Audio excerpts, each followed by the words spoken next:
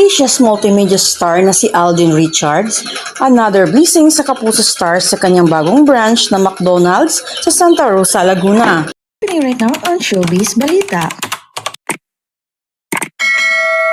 Nag-post ang Sparkle Jamie Artist Center ng mga larawan ni Alden na nasa groundbreaking ng bagong branch ng McDonald's sa Santa Rosa, Laguna ang aktor.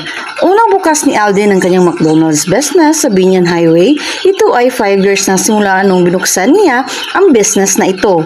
At ito naman, another star franchise ng aktor McDonald's ang nagaganap na groundbreaking kahapon na matatagpuan sa Santa Rosa, Laguna.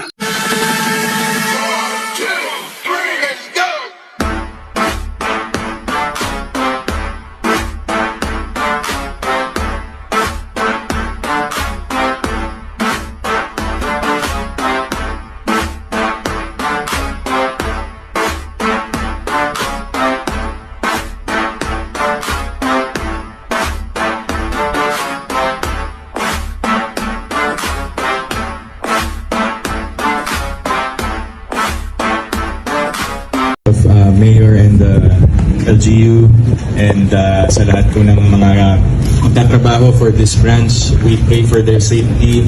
We pray na sana mas mapadali at may buksan natin agad itong tindahan na to para sa ating mga kababayan dito sa Santa Rosa.